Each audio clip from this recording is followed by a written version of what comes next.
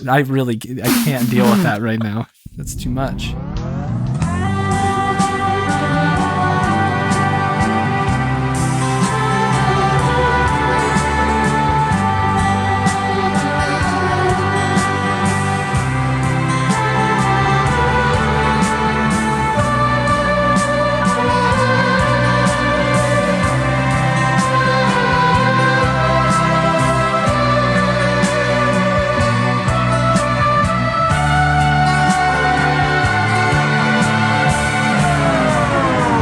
It is Frightday. This is episode 24. I'm your host, Byron, and tonight we're taking Arnold Schwarzenegger extremely serious while we review...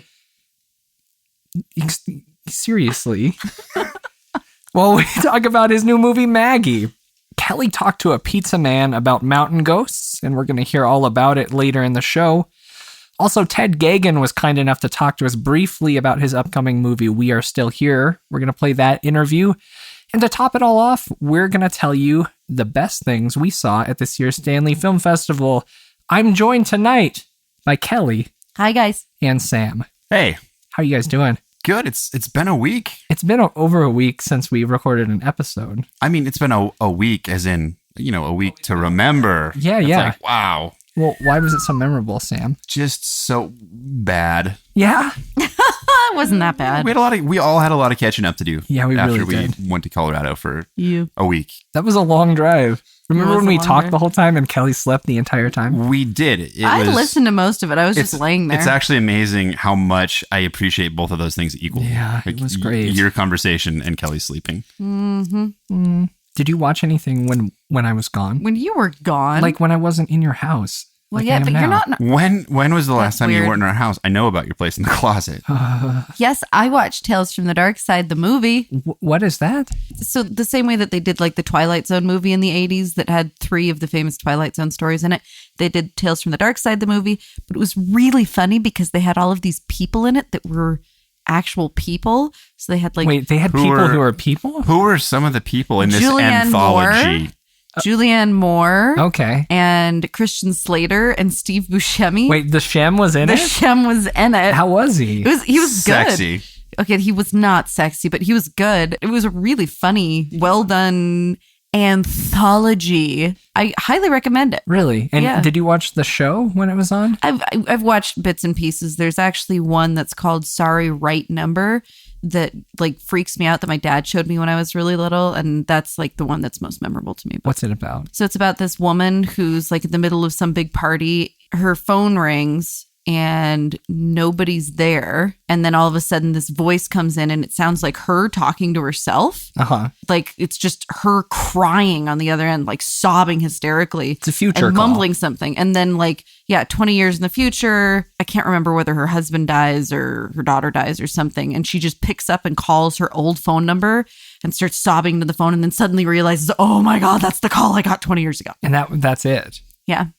Man, people got scared a lot easier back then. It wasn't necessarily scary. It was kind of like Twilight Zone. A lot of Twilight Zones aren't scary. They're just like cool and weird. I've never seen an episode of the Twilight Zone. Oh my god. But I did see the clip of the movie where the helicopter landed on the guy.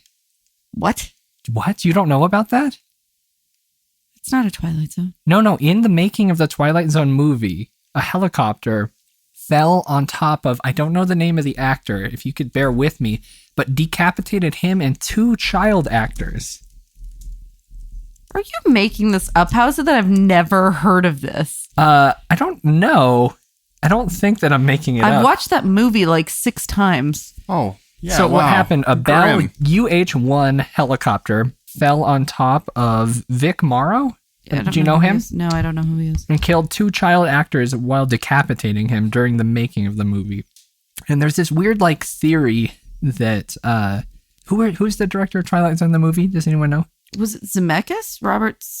It was something. They had to switch. Apparently, Steven Spielberg was there when it happened, but he had something to do with it for sure. They ushered him away really quick. It was produced by Steven Spielberg. So he was there during the accident, supposedly, but they took him off really fast so he wouldn't have anything to do with the subsequent issues with the deaths. Yeah. They like protected him. That's gross that was somebody's first thought. That's really gross. Hollywood, right, you guys? Yucky. But I'm surprised you didn't know that. I'm really surprised I didn't know that. It's one of the biggest like on-set death issue things that's ever happened. Oh my God, Sam! So you've seen that movie, right? The Twilight Zone movie? Yeah, it's the guy that plays the racist asshole that goes back in Nazi Germany and ends up being in the skin of a Jew during Nazi Germany. You know which segment I'm talking about? It's that guy. That's the one who the helicopter landed on. Later on, it's like he's in Vietnam and he's carrying 2 Vietnamese children.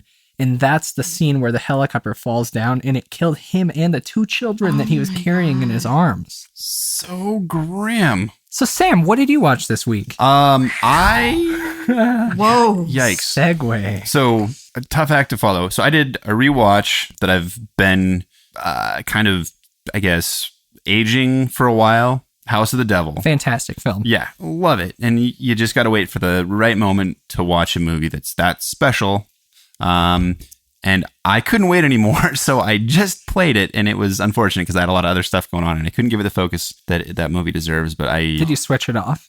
I did. I finally decided that it was too disrespectful to the art and shut it off. Oh God. Yeah, I just couldn't do it in the middle of the summer, daylight. It just wasn't happening. And like I said, I love that movie. It makes me happy. And I also watched a Indiegogo trailer for a movie called Hardcore. Yeah, and it's an Indiegogo pitch, and I'm actually not sure what stage of funding it's in or anything like that. It went up a while ago, but it's shot from the first person using GoPros in the style of a first person shooter. Oh wow, really? Yeah, and continuous shot, or done like a continuous shot. It is fucking insane. Like the promo video. Yeah, it's a 7-minute promo video that just straight stunts. It's like every first-person shooter you've ever played. It's like that, except with real people. And with Go professional cameras. Yeah, the stunts are ridiculous. The gunplay is amazing. The explosions, the blood. It's an amazing achievement. It's interesting. I'm trying to think back what the difference between like a found footage film in the style versus a found footage action film would be. What you saw, did you see any dialogue between characters? Yeah, it was, you know how a lot of, I mean, I'm probably dating myself here, but like in the James Bond video games, you start off and there's a non-player character that is like, our mission is to get to the so-and-so and blow it up. Yeah. So you have like a kind of a guardian angel there with you, or a rabbi. For sure. And so that's how it starts off. You have a gun and, you load it like you do in a video game. And there's this guy that's your guide, I guess, and kind of tells you what to do. Is it going to be as entertaining when you're not controlling the character, like as a film? I think the amount of time that it would be entertaining may be up for question, but to me, the stunts, it was like parkour and like gun fu and explosions. Now you're just making up words. Gung fu. I like it. Gun fu. It's terrible styles for, I'm trying to think not Existence. What was the one with Christian Bale where they're in the future? Oh, it's an E. It came out at the same time as The Matrix. Yeah. Byron, you know what I'm talking about. No, I don't. Anyway. Equilibrium. Yes, Equilibrium. Okay. It was completely mindless entertainment that made me just giggle ferociously. I can do 7 minutes, but I mean, as long there has to be lulls in action movies, and there's at least in their trailer there were no lulls. So what's it called again? Hardcore. Hardcore on Indiegogo. And I think I tweeted the link at some point, but it's definitely worth, if you have 7 minutes and you just want, like I said, to totally shut your mind off and watch people get shot and things blown up. It's pretty cool. Kelly? Yes. Did you watch anything? Are you still reading about Twilight Zone? Well, yeah. So apparently, it's really horrific. Yeah. Apparently the directors were like breaking child labor laws with the 2 Vietnamese kids. Like Absolutely. They were hired illegally. Yeah. And they weren't even supposed to be on the set. And apparently the director also made a comment when somebody said that they were worried about the helicopter because of the proximity to the ground and proximity to explosives might cause a problem. He goes, we might lose the helicopter. He keeps going, lower. in the video. Oh my God, it was horrendous. I mean, when you hire some no-name, as a producer, you hire some no-name director, John Landis? Something like that. Well, I've never heard that before. Yeah, I mean, you How get what did you pay he get for. work after that? John Landis? Yeah. And Steven Spielberg? Yeah. I don't know. Because they make movies that make a shitload of money? They probably paid a lot of people a lot of money to continue doing what they're doing. And people protect those kinds of people, you know? These production companies love to hide responsibility. I don't think they ever went to trial for this. Of course they didn't. But Steven Spielberg broke off his friendship with Landis and hasn't spoken to him since. That's what they say. That's But true. Very good point. Very good point. I just think they don't publicly see each other anymore, which I wouldn't either if I saw 3 heads fly off into the set. It's awful. Oh boy. Very interesting though. Yeah, I'm going to be stuck on that for a while. Byron, I know you were super busy this week. Did you have a chance to enjoy anything scary? Not much, but I saw The Pyramid. I'm so glad that one of us got to watch that. I'm still going to watch it. You shouldn't. I'm going to. I'm going to. We dodged a giant high caliber bullet by skipping this. Like I'm imagining Matrix slow motion, but a cannonball bullet. But a Mario Brothers bullet bomb going overhead. Oh my God! I don't know what they were doing. They obviously had a lot of funding. I don't know what the budget was. It looked really good. All of the setup stuff was great. But then the characters start talking and the story starts to reveal. And it's so loose and they break all their own rules. In a good found footage movie, which I'm going to talk about here in a second, there's some sort of realistic interaction between characters. And this was just a scripted movie. They shouldn't have made this found footage. It didn't save budget because these weren't cameras that were found footage cameras. They're cinema cameras. I don't know what they're doing. And then there's shots later on in the movie that aren't from the cameras that they're trying to use. They're just like actual shots that they plug in. I don't know what they were thinking. It sounds like they really weren't. And especially during the third act where everything completely falls apart. They try to add in additional story and the myth begins at this point. During the third act, they don't hint at weird supernatural things or like the reasoning behind them, but then they're like, aha, I've got it, blah, blah, blah, blah, blah. And it's bad. It's got bad CG and bad acting and a bad plot. CG makes me sad. It looks like you're the only one in the world that feels that way. Well, according to Rotten Tomatoes, it has a 93? Well, 8%. 8% of people liked it. Oh man, that's incredible. But it's not as bad as Muck. It's pretty close, I guess. On Rotten Tomatoes, it's not as bad. Absolutely not. One thing that I'm going to be very... It's shocking to say this, but the end gets very unnecessarily gory and out of context. What? You were just whining about that. I know, but it's like they're going PG-13, and then on the last day of shooting, they're like, hey, we got the okay. We can do an R. And they're like, okay. Bring in 6 buckets of blood. Yeah, let's smash some heads. That's like all they did. And it's just a bad film, you guys. I'm going to write something about this on Frightday.com. I'm sorry, man. There is actually something that we all shared last week. Yeah. A little podcast called Welcome to Night Vale came to our small burg. Mm-hmm. Wonderful. Yeah. So much fun. Sam, you're a bigger fan of Night Vale than I am. Why don't you talk about it? Yeah. Well, not that I'm not a fan. No, I know what you're saying. So for anyone who's not familiar, first of all, you should be. Second of all, Welcome to Night Vale to me sets as high a bar as can be set for spoken entertainment in the world today. It's fantastic, narrative, literary, creepy, hilarious. Pretty much all you could ask for. Yeah, it's a circus of the weird. A scripted podcast. There's nothing better than Welcome to Night Vale. Fantastic music, and it's incredible. Disparition does the music for the podcast, who's a single gentleman.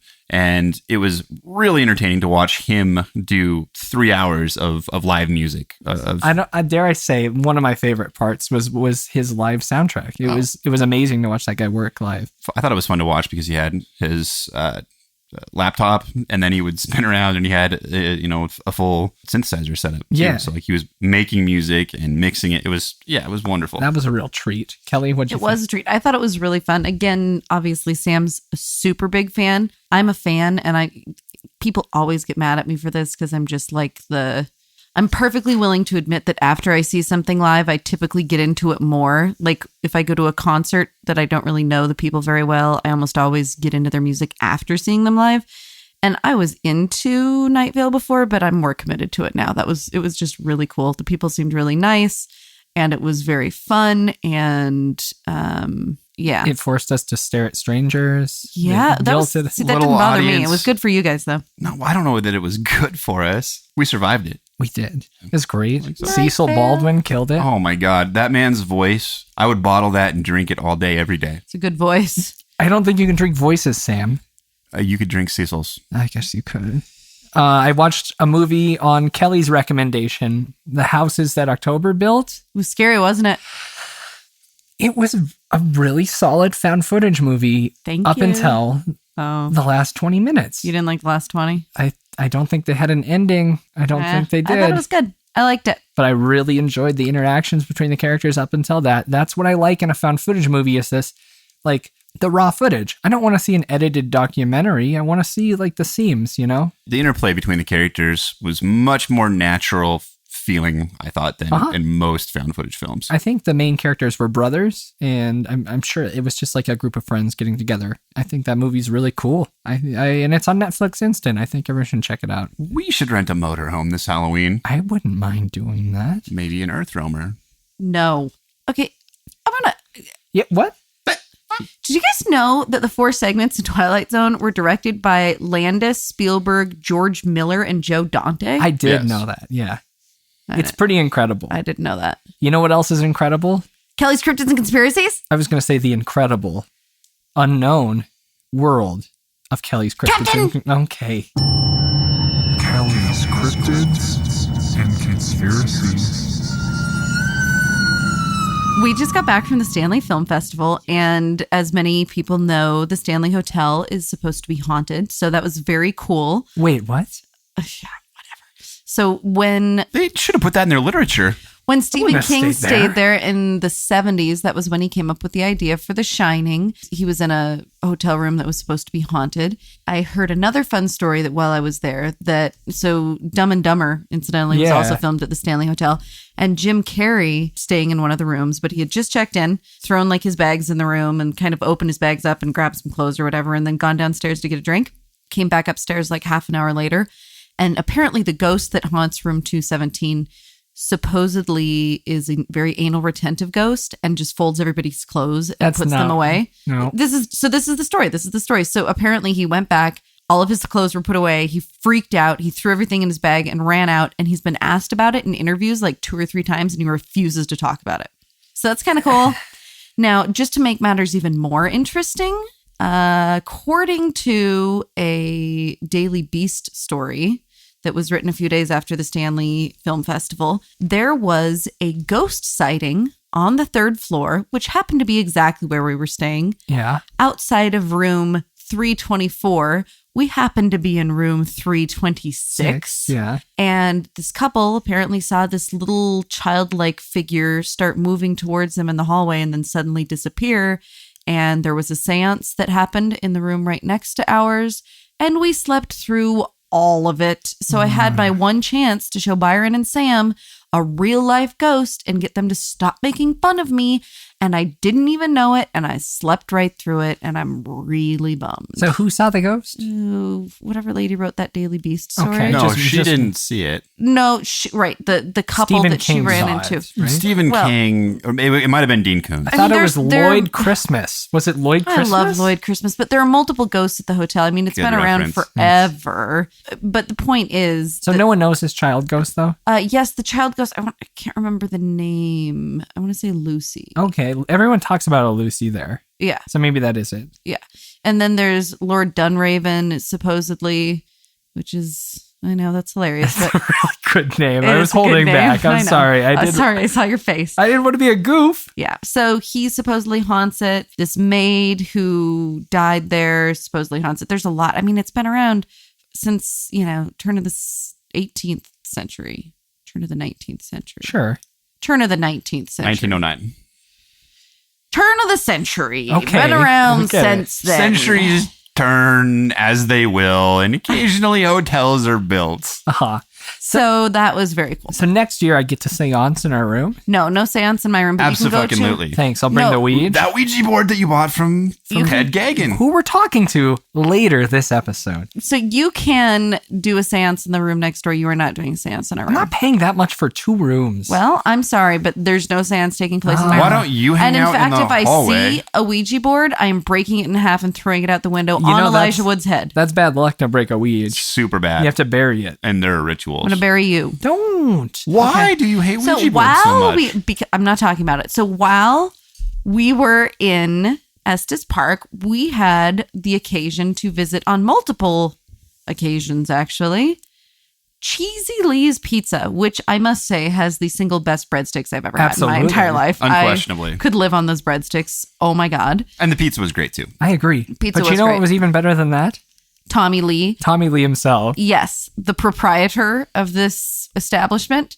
And we went to have a conversation with him after we heard that the building that this pizza place is housed in is supposed to be haunted. So And we heard this from multiple local sources, Right. written sources. I mean, like Right. triangulated all weirdness in Estes Park. right. Is Yeah. It's all pointing back to Elkhorn Lodge, which was the first church there, the first school building there. It was kind of the settlement there when people started moving into this area. And it was the first unofficial hanging site. Oh my gosh, really? First gallows, yep. Wait, what? Unofficial? Well, they needed a place to hang people. I agree. Yeah. Yeah. And it was also a resort before the Stanley Hotel became a resort because it opened in the 1800s.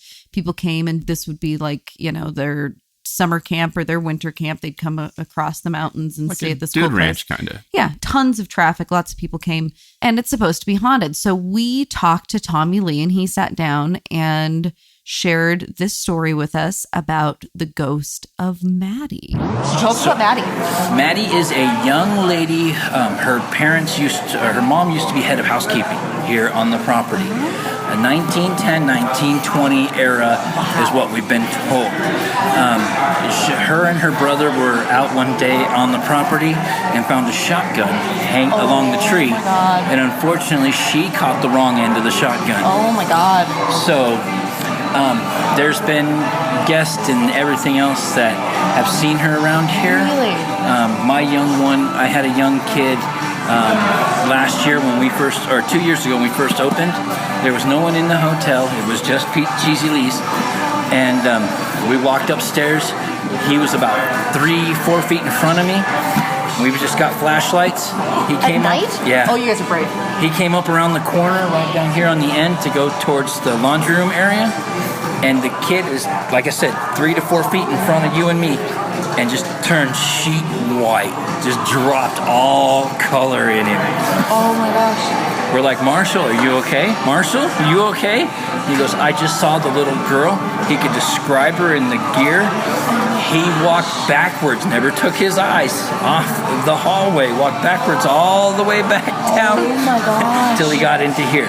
Wow. So at holidays, we make a plate, we put it in the back room for Maddie's room, and something always moves. That's awesome. So we got a little section for toys oh my and God, so that forth. is so cool. So that is the coolest story thing of ever. Maddie's Mac. So have you ever seen her? I have not, but But you gotta trust a kid, right? yep. The story of Marshall at Maddie's Mac and Maddie. Oh, Maddie. so cool. That is so cool. Okay, so but nothing scary. It's not like she's just. No, she's just a young. The men's and the women's bathroom were switched for the longest time. Really? We switched them recently due to the stall doors. Okay. So when we moved in here, they switched the stalls. So there's been ladies who walk into the old men's bathroom. Oh, right. Makes sense. And they hear laughing. Lady went into the bathroom, same as you did. You said you kind of felt something. Oh my gosh. She came back out here, and her husband was at the front counter going to order. And she goes, "Hun, you have to come with me." And my wife, standing there taking the order, goes, "Are they laughing at you?" And she goes, "Yes, they are." Oh my gosh. That is so. You get all kinds of good things. Oh my gosh. And do you guys is it a hotel too here? Or is Yeah, it- you've got 37 rooms up on top. And that's you guys run that too? No. No, you just No, okay. I'm Mr. Lee. This is I'm Tommy Lee, sense. Tristan Lee, Holly. Wow. My wife is Heather Lee. Wow. Family restaurants. How That's it goes. awesome. I have to say, sincerely, we eat more pizza than any healthy family ever should. And this is some of the best pizza I have. And the breadsticks. Tommy Lee. He's great. I honestly cannot wait to go back to the Stanley Film Festival for a lot of reasons, but I'm not going to lie, real high on my list is going to see Tommy Lee and getting some breadsticks. Have you tried his dessert sticks, though? No. Did you guys try those? What? We did. They're powdered sugar and you dip it in honey. Oh. You're kidding. No, not kidding. Oh. Tommy Lee. Oh, man. Such a good man. Gentleman and pizza. Speaking of man. which, we need to put a review up of that place, Sam. We still haven't done that. We're going to Yelp it? We got to Yelp and TripAdvisor it. Yeah, so Kelly, Yeah. last week you told me that you would explain to me what orbs are. Okay. I still am not sure that I remember that. Okay. But I will talk to you about orbs. Sure, Yes. why not? Yes. There's a lot of controversy surrounding orbs. They're probably the most frequently photographed paranormal Dust. activity. Yes. However, there's a lot of interesting research and analysis of certainly some pictures of quote unquote orbs are absolutely dust particles, light refractions, all of those things, because that does happen. But you can separate those, especially somebody who's familiar with photography can separate those from something that actually is an on film something, that Sure. so it's like everything else in the paranormal world. There are probably It's not true. 3 or 4 Well, it could be imaginary. 3 or 4 mistaken ones for every real one, and this is no exception. So there are some orbs, and in fact, Did you just say 1 in 4? I said 3 or 4 for every one real one. Yes, so every 1 out of 4 is real. I would say Okay. that's my unofficial. You're getting sleepy over there. I'm just no. Okay. I'm not. Sure. So these orbs are said to be representations of spirits, and many times, here's the thing. There are videos I have seen where it's pretty hard to deny that there's something going on there. There's actually a really sad video of Byron's yawning. Sorry. Now. I'm not bored. Somebody who I knew that I went to high school with, and a real sad story. She and her husband had a baby who died of cancer when he was like 3 or 4 years old. And they've got a couple other kids, and they talked to their other kids about their son that died. And they were filming one of their kids running around the living room, jumping around. And literally an orb comes out of the photo of the son who died. Like, I've seen the video. Sure. Comes out of the photo of the son who died and zooms around his little brother's head, and then the photo falls over. Wait, this is a video that you've seen Yeah. of people you know. Yeah. It was she posted it on Facebook because she's real Spiritual? out there. Sure. Yeah. But so I've seen stuff like that, and even I know you're gonna mock the shit No, I out of can't me for mock a this. dead cancer baby. Of Right, course but not. no, Are you this kidding one, me? this next one, you're gonna mock. Sure. Let's So- open the floodgates. So Ghost Adventures, there are some pretty cool videos of, where they will on screen be saying like, I feel something weird, and you'll see like an And then orb they zoom leave around. immediately Yeah, no. because they're scared. No, but they were just in our hometown and we missed it. They were literally in our town while we were at the Stanley. Zachary Baggins was down the street, At the Iron Horse, bar and grill. having a drink with his popped collar buddies. Ugh. Here's the thing about Zach Baggins. He is so genuine and so nice. You watch the stuff When that he you're posts. a genuine douche, that's Whoa, I don't think whoa. he's a douche. I really don't. I actually think he's a really genuine guy. I think he very much believes in what they're doing, whether you guys do or not. I genuinely think he does. Can I say something, Kelly? Yeah, fine. No. It's not about Zach.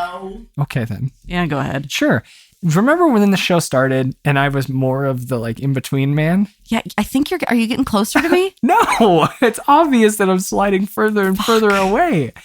So what can bring me back to the middle? Well, clearly it isn't the Roswell slide. Well, obviously. So did we talk about that on an earlier episode? We did. So there's a miraculous unveiling on the 5th of May. In Mexico City, Mexico. City. They were going to show us these irrefutable pieces of evidence. There were slides that were found in this old couple's home in New Mexico, and it showed without doubt one of the crashed alien bodies from Roswell. And it looked pretty cool. It looked legit. People were talking about it. And then one of the UFO groups, Sam, I don't know if you can check this out for me, but I thought it was MUFON. It was definitely one of the UFO research groups came out and said, yeah, no, it's complete bunk. We zoomed in on the photo because there was this little plaque by the body.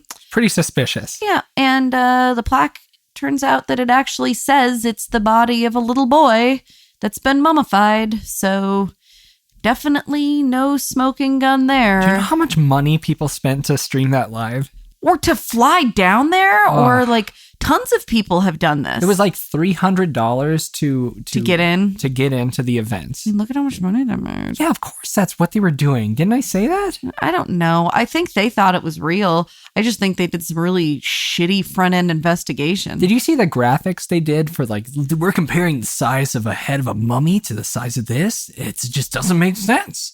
And then they're like, oh, it is. Instead of zooming in on the freaking written plaque that's there. They were doing like measurements and like, yeah, all these weird real sad. things. Real sad. It's And unfortunate. I mean, that's the problem with the entire field is there's so much of that. Then unless you're a real tenacious believer and follower, you do get discouraged by it.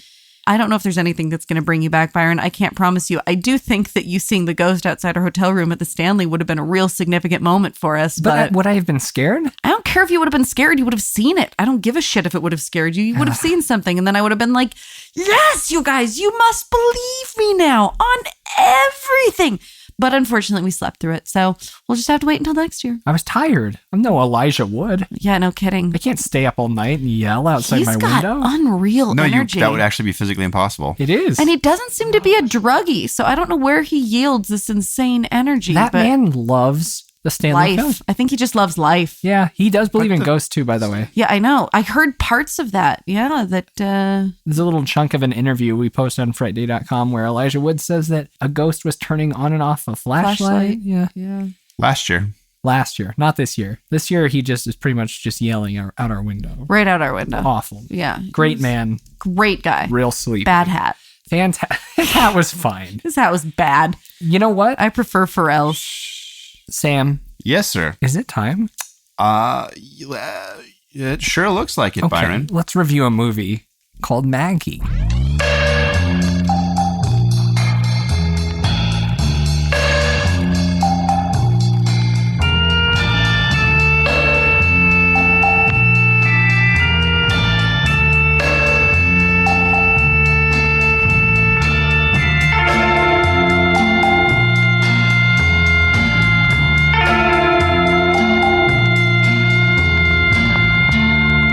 We hope you're enjoying your visit here this evening. Now, on with the show.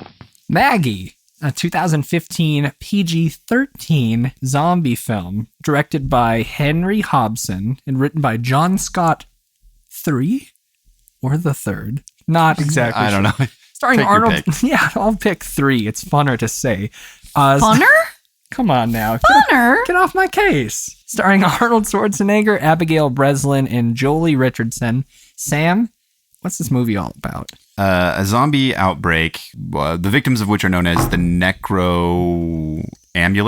Necroambulance, and it's also called the, what do they call it?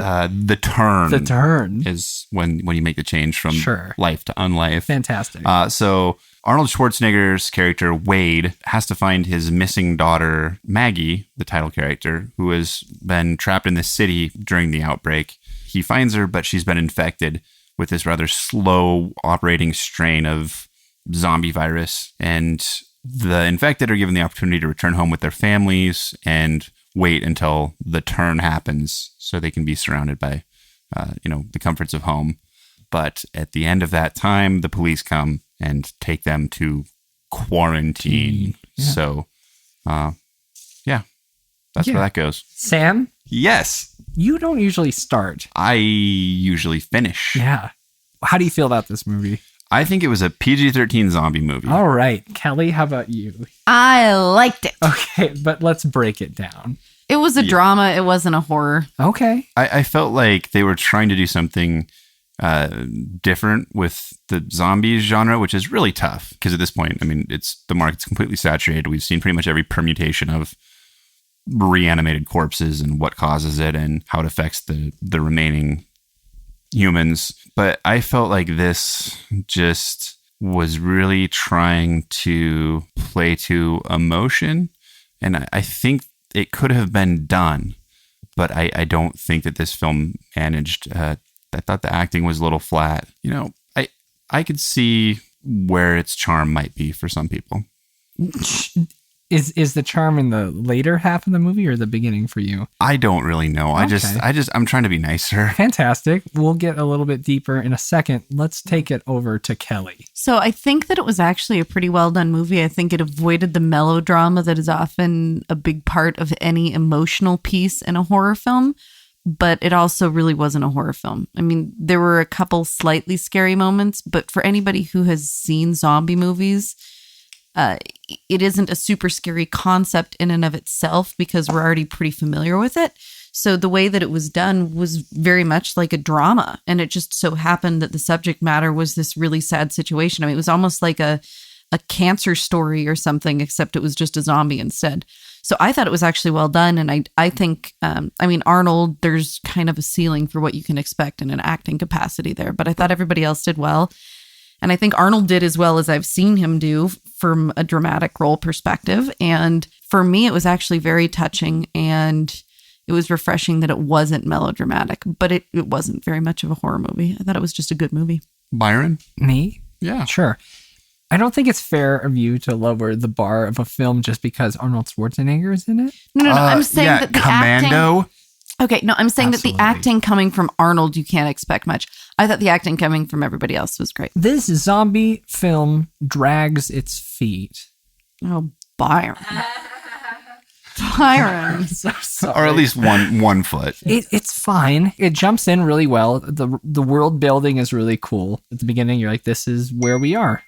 Whose phone was that? I was sure shitting on mine. Oh my God.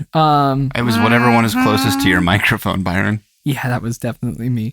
It looks really good. The shots are great, but it ends up feeling really superficial to me. There's no emotion. Maybe because I'm not a parent, but I don't feel anything until halfway through the movie when we start seeing Maggie's friends and Maggie's understanding the situation.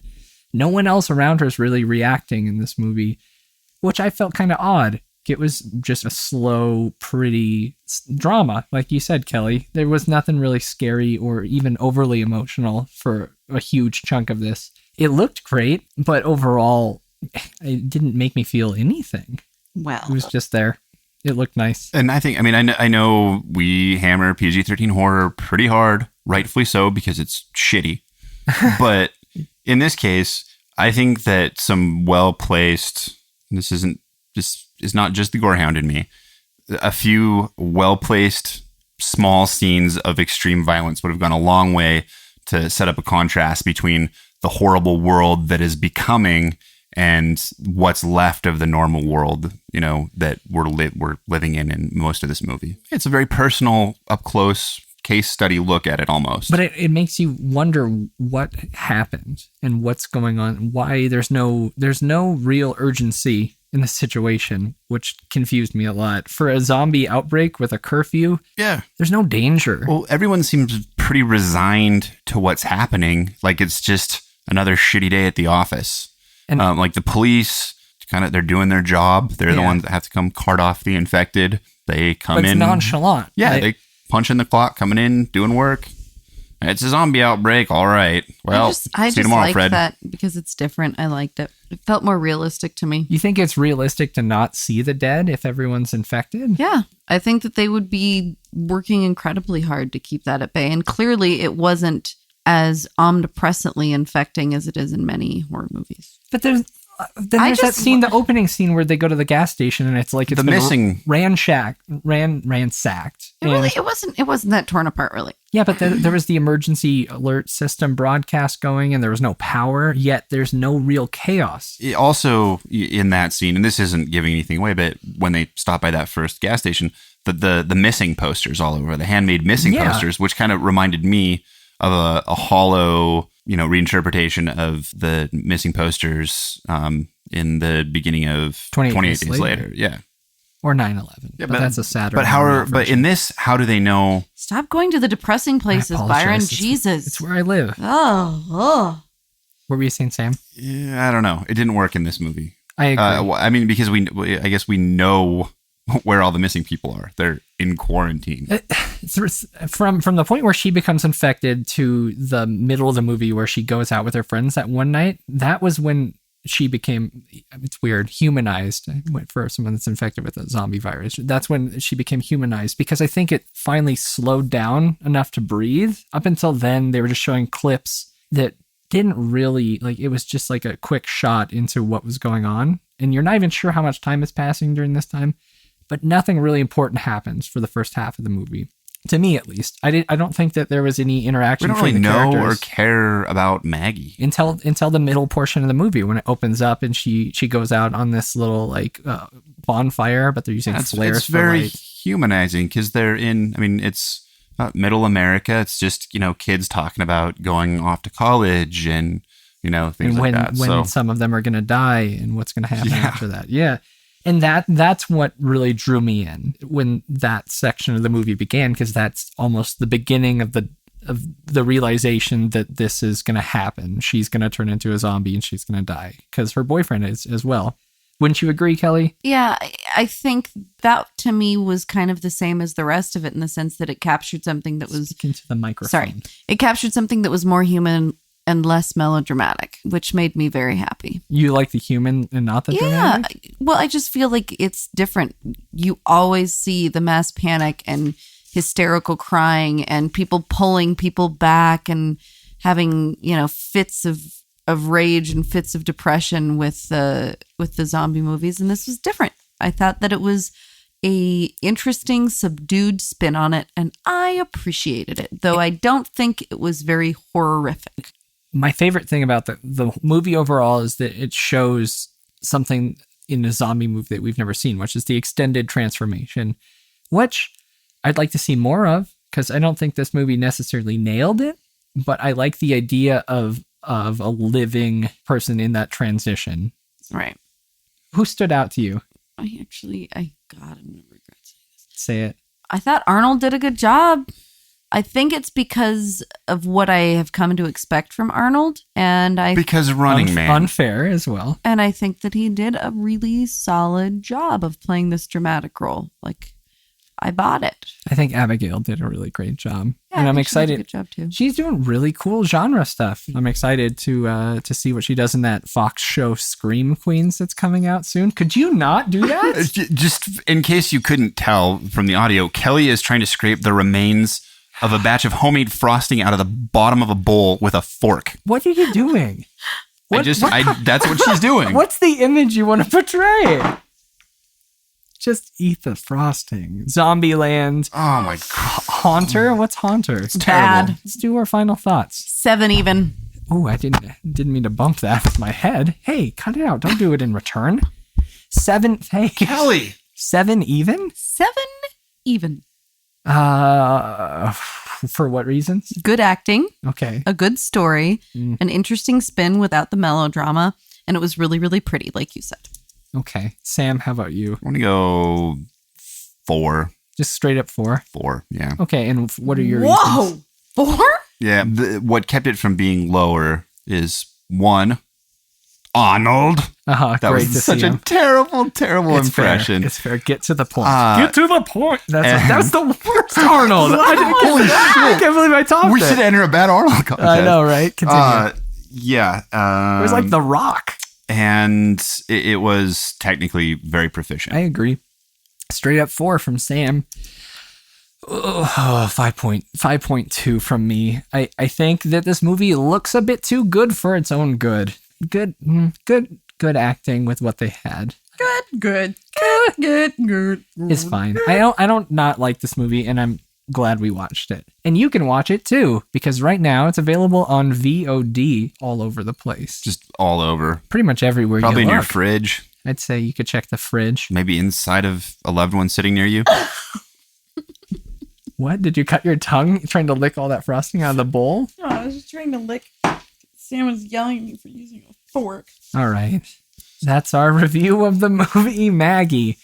Kelly. We saw some really good movies that maybe you guys liked a little bit more than you like Maggie, while we were down at the Stanley Film Festival. And I think one that we all could agree was a pretty interesting and entertaining horror. We Are Still Here, made by director Ted Geoghegan, who is actually a former resident and still calls this home, I guess, sort of. This right? being Missoula, Yeah, Montana. Missoula, Montana. Where we currently are. Yeah, so Ted took some time to sit down and chat with us when we were at the Stanley Film Festival. And I guess we should play that. yeah, we should let you guys listen to that. He had some really cool things to say about the movie and about some of the projects he's working on next, and a little bit about the hometown that we share with him. He's just an awesome guy, and it was a good film. It was a great film. It was a really great film. We're going to talk a little bit more about it after the interview because we're going to all talk about the movies that we liked best at the Stanley Film Festival. So at least, spoiler alert, his Let's is on roll my the list. interview, okay? Okay, sorry, go. Girls, get your zombie eyes free as you enter the theater.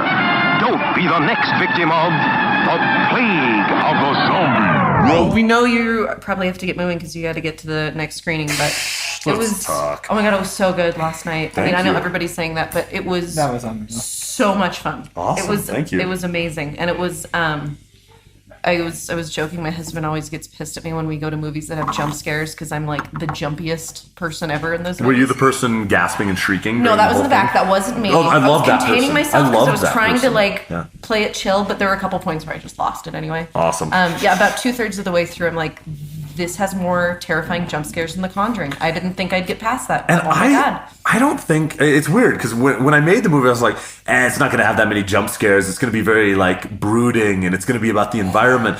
And I'm like, all these people are like, I just kept jumping. I'm like, man, I mean, basement? because I've been working on this thing for like a year, and so it's Yeah. like you get so used to every single shot and every Right. so when I watch it, I'm just like, and 3, 2, 1, there's a ghost. Okay.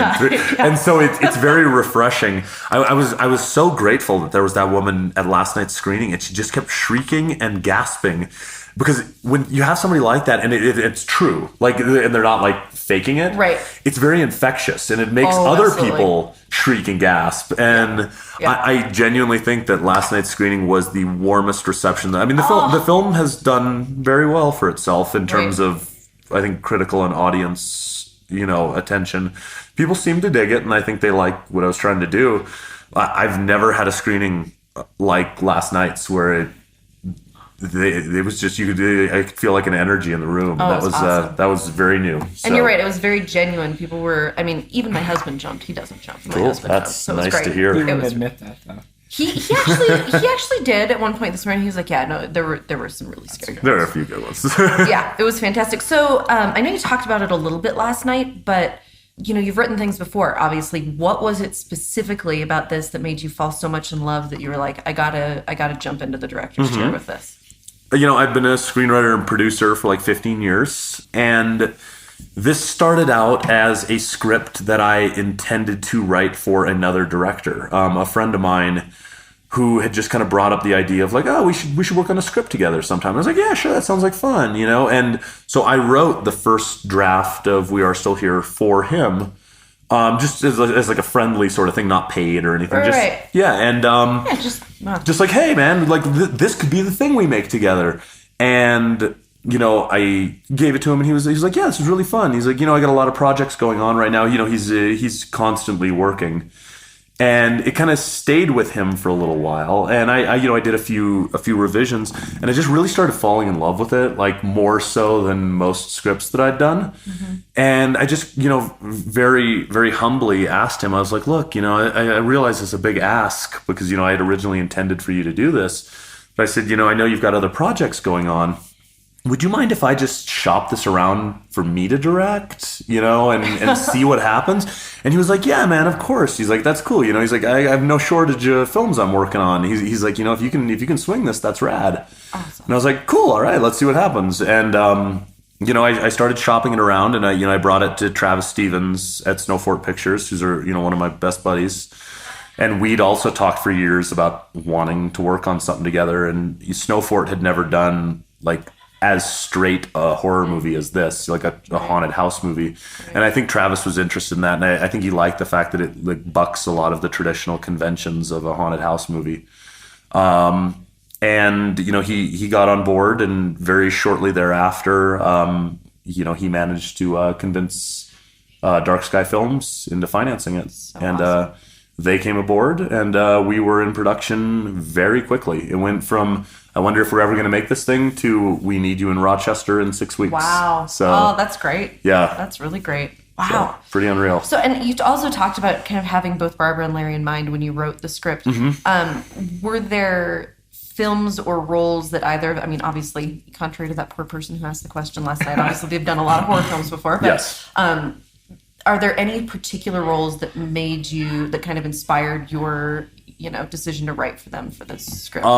There weren't specific roles. I mean, I've loved Barbara in everything from Reanimator and Chopping Mall and From Beyond up until the newer stuff, like You're Next. Yeah. And, I've also, been a fan of Larry's, since Habit in the 90s, all the way through. I mean, he's such a prolific, talented director, but I mean, he pops up in everything, it's like he's, trying to rape Jodie Foster in The Brave One, and then he's this wild-eyed grave robber, and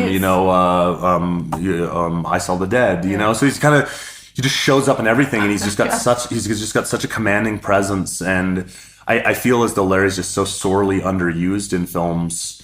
Yeah. He gets his 2 minutes in these movies, and I was like, he really needs something that he can just sink his teeth into and just rock. And but that said, there was no specific role for either of them. The main reason I actually wrote the roles for both of them is they're both really close friends of mine. I became friends with Barbara years and years ago when I was the publicist for You're Next. Okay. And we just immediately became really close friends. And, I got to know her and her kids and her husband. And whenever they come out to New York, we have dinner with, me and my wife. Great. And we've just become really close. And, Larry's a Manhattanite like myself. And, we just go out and drink all the time and hang out. And he's just one of my beer buddies. Wow. And, this being my first time directing a feature, it was very important for me not only to have people that I admire and think are great actors, but people that I trust to trust me. Right. And I liked the idea of having two friends on set for this film. So there were a plethora of reasons why I hired them, but I think at the end of the day, it's because I love them both so much, so. Great. That's wonderful. Yeah, they're the best. Yeah, I mean, great friends to have. Yes. I would imagine, obviously, very different feelings being a screenwriter and being a director, but, I don't know what your experience has been as a screenwriter, but I would imagine you see things that you write being changed and adapted and sometimes probably in good ways and sometimes in not so wonderful ways. Obviously, there's a lot more freedom that comes when you're directing. Was that also a little bit scary to have kind of it all on your shoulders completely. now? It's terrifying. Yeah. Because you end up in a situation where, I've written so many films and I've gone to film festivals with films that I've written and I've never been nervous. I've never been worried about what the reaction's going to be. Right. And it's like, now it's mine. It's all mine. Yeah. This is my movie. And if you love it, it's because of me, and if you hate it, it's my fault, And so, yeah, it's certainly a very different feeling, and I quite like it. It's very stressful, but I quite like it. And this is the third festival it's played at, and I can't deny how nervous I was last night, at the screening, and I don't know when that's going to go away, but it's a healthy nerves because, I believe in the movie. I love the movie, and I feel like it's been pretty warmly received. But, I'm going to Brazil in about 4 weeks to show it at a film festival in Brazil. And where in Brazil? Porto Alegre. It is in the very southern part of Brazil. It's 16 hours of travel from New York City. So it's a hell of a flight. Yeah, it's the Fantaspoa Film Festival. So and I've heard absolutely wonderful things about it. So, but you can bet your ass that I'm going to be nervous because that's how it rolls. Do you speak Portuguese? I do not speak a word of Portuguese, but no, that'll be great. Yeah, I'm pretty excited about that one. So that's awesome. we'll see huge how it horror goes fans over. in South America, I know, so that should be. Yeah. Apparently, the crowd at this one is pretty rabid. So I'm stoked to see how they respond to it, and it's also going to be the international premiere. So it's the first time we're showing it outside of the U.S. Congrats! That's Thank huge. you. And it's I'm very excited to see how a different culture will respond to the film because the film is very Americana. It's New England. It's it's this very slice of life of late 70s, early 80s America. Mm-hmm. And I'm quite curious what the response will be to that and if it connects in the same way that it connects with American audiences. So I'm excited, and I think they'll dig it. I mean, if they're as hardcore horror fans as I understand they are, they probably know plenty about Fulci and Lovecraft and all those other wonderful things that this movie gets its inspirations from.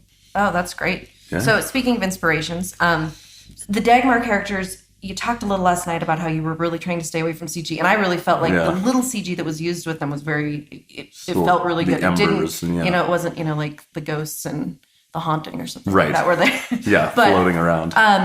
It was a very different kind of ghost, like you said. The fog is really the only thing I can call the memory that has three-dimensional, can inflict physical harm kind of ghost. They're zombies, essentially. Right. I mean, it's like when you look at, the pirates in the fog. I mean, they're essentially zombies. Yes, exactly. But in the story, they're constantly referred to, and no one ever questions that they're not ghosts. Right. They're like, oh, there are these ghosts that have come to town. Right. And I just wanted to do the same thing. Right. Okay. Yeah. And I mean, they were terrifying in a completely different way, and normal ghosts scared the hell out of me, but the three-dimensional nature of these was just really gripping. Like there's this intruder in your house that can appear and disappear whenever they please, but they also happen to be physical beings. Yeah. One of my favorite things too, and I'm sure this was intentional, but at the beginning, so the jump scares were a little bit sparse and completely terrifying.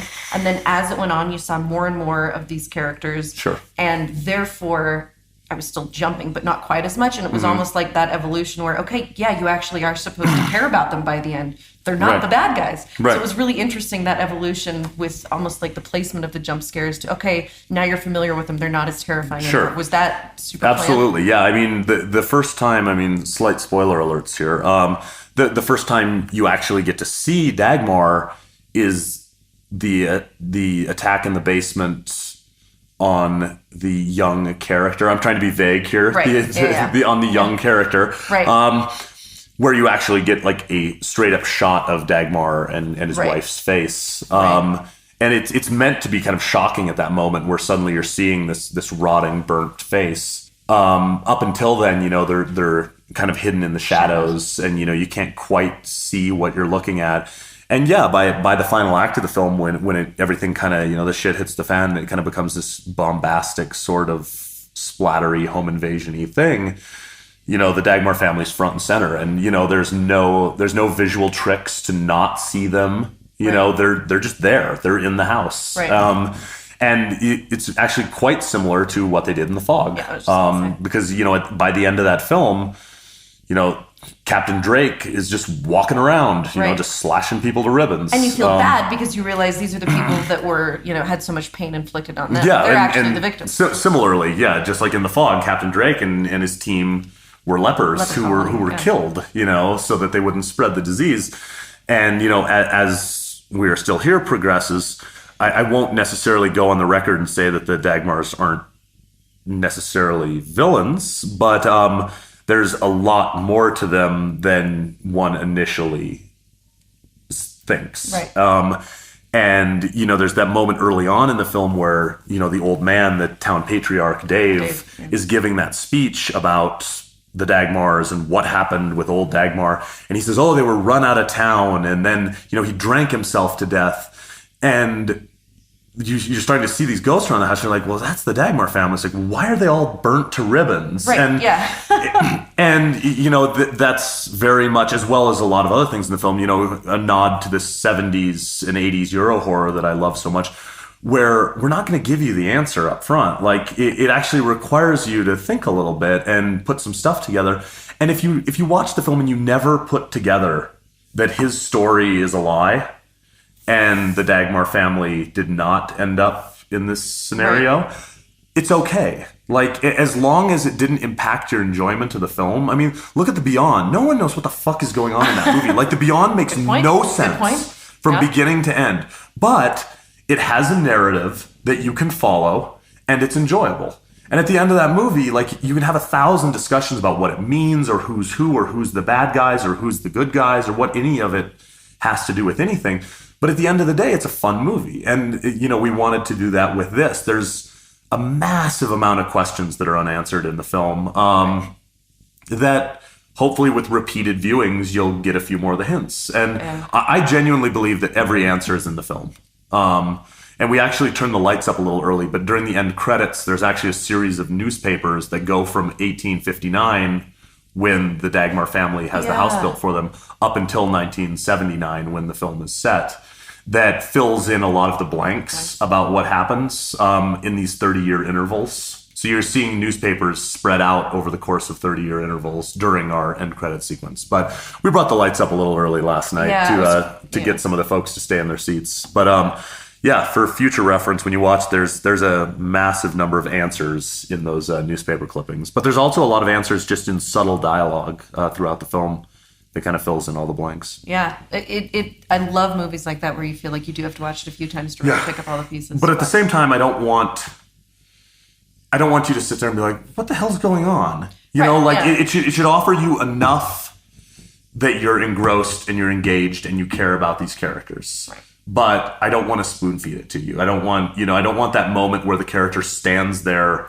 and just explains the plot, which I feel like is the majority of films. Yeah. So and often with horror too. So that's wonderful. And you brought another point up too. It's really, I think, it's the only ghost story I've seen at the festival. I mean, it's... I think this year, I'm sure. Yeah. Oh, that's nice to hear. It's my favorite...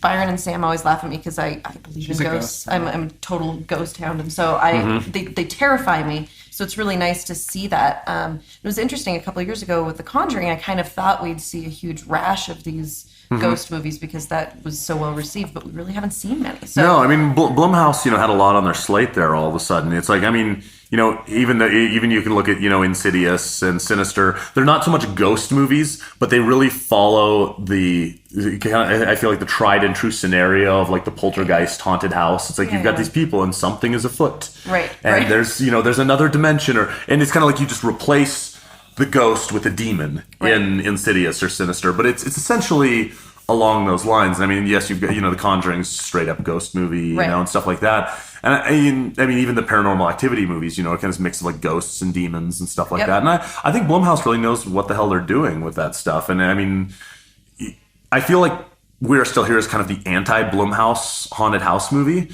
But I say that with the utmost respect for Blumhouse. Like, I love those guys. It's just, I wanted to make something that felt like a movie that you watch and be like, well, this is not like anything that's been made in 30 years. Yeah. I kind of wanted it to be a film that, like, if you grew up on the movies I grew up with, it should kind of feel like a warm blanket. Like, it's like at the end of that, new Star Wars preview and everybody gets all excited because you get to see Han Solo again. And it's kind of like, oh, like you don't know if it's going to be good or not, but it sure makes you hopeful. It feels like and home. It feels like home. And that was kind of the goal with this whole movie, was to make something, with the acting style that we chose to shoot the film in, and the editing style and the cinematography and everything. I wanted it to all kind of invoke these feelings that I had when I was a kid, when I was watching these movies, that just modern filmmaking techniques don't use these things anymore. And it's not to say that modern techniques are any better or any worse. They're just not used. Right. And so to use these techniques that we just don't see anymore, it feels kind of warm and it feels very friendly. It's like we have a lot of pans. We have a lot of our editing, the editing in the film, it's kind of like Don't Look Now, where like you've got scenes that like they end too early and you're kind of like, whoa, like it's jarring. Or you've got scenes that actually go on too long. And you're at the point where you're like, is it supposed to cut? Oh, it just cut, but all that kind of creates this weird unease that I just don't feel like we have as much in cinema anymore, So you've got these kind of quirky, weird moments that were all very, like they were put there for that intention. You know, I mean, even the acting style, it's like we lean toward melodrama. Oh, yeah, it's very theatrical almost. Right, it has a theatrical feel to it. And it should, like I tell people before the movie, I'm like, this movie's weird. And people always go, they're like, oh, well, I love weird. And it's like, you know what? People say they love weird and then they watch something that actually is weird and they kind of want the stuff that they know and they're comfortable with. And so it's an odd duck, like it's a weird movie. And I'm very grateful and humbled that I feel like the majority of people who are watching it either understand where I'm coming from or they've just never experienced anything like it before, and it feels fresh and cool. Right. And maybe it will inspire them to go watch House by the Cemetery. Right. You know? So. Right. No, and you've heard nothing but crazy great buzz last night and this morning. That's So I nice think to people hear. really are. I think, like you said, it's two different camps. There are people who this feels wonderfully familiar to, Right. and people who are saying, wow, I've never seen anything like this. This is so cool. Right. So I think both camps are going to be really behind this. That's the goal. We want Yeah. to kind of, it's something special and it should mean something to people, but it's made for everyone. I mean, it's a traditional haunted house movie, evocative of the time period. Yep. But it shouldn't feel like a throwback. It shouldn't feel like, as much as I can occasionally get a kick out of like a Rob Zombie movie, like no one's going to watch, The Devil's Rejects or Halloween or something like that and be like, whoa, was this made in the 70s? It's like you look at Grindhouse, like the Grindhouse, the Tarantino Rodriguez thing, where it's like real Grindhouse movies are usually agonizingly boring because they've taken all the good stuff and thrown it into that 90-second trailer to get you to go see this Grindhouse movie. And I feel like people who are trying to make modern Grindhouse movies, what they're actually doing is they're making 90-minute versions of Grindhouse trailers. Because that's really what they are. The Grindhouse movies were never that nonstop, bombastic, entertaining sort of thing. They usually were pretty awful, and that's why they played in grindhouses. That's why they didn't play in the major theaters, right? Because it's a totally different beast, Yeah. And with this, it should feel beginning to end like a film from that period. And I don't think anyone's going to mistake it for a film made in 1979. But I also don't want to give you any reason not to feel that way. Right. It doesn't take you out of it at any point. Yeah. And I mean, the time period, when people ask, like, when's this movie supposed to be set? My response is always my childhood. Right. Because you never actually see a date in the film. It doesn't start off like September 1979. Right. And I've actually had a couple people who have watched it and they've leaned over to me like the 20-minute or 30-minute mark and like, is this in the past?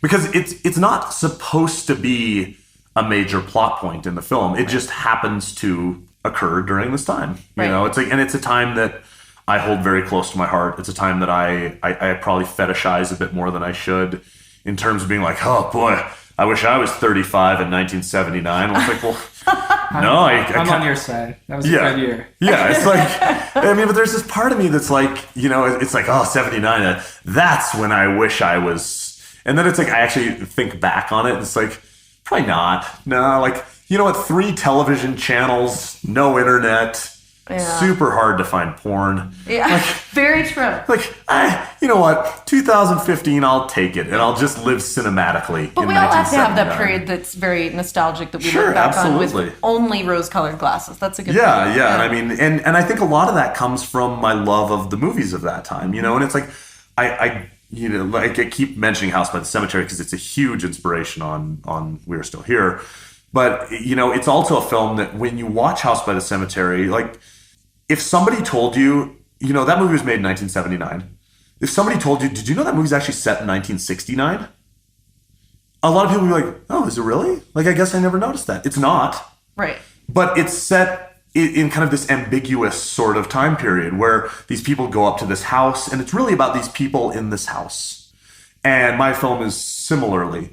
You know what? If We Were Still Here had a lot of sequences of them going to town and going shopping and doing all this stuff, we would be fairly quickly realize that this movie is not set in the present. Right. But because of the fact that 95% of the film takes place in the house, and we only have 2 brief moments, in the burger joint and then the scene on the street, neither of those really scream the period either. Of course, we tried to make them period appropriate, but right. But again, it didn't date it completely. Yeah. And I mean, there are a few little, I think, chronologically inaccurate bits in there. I didn't but I also like to say, like, well, if that wasn't invented in 1979, well, then the movie's set in 1982.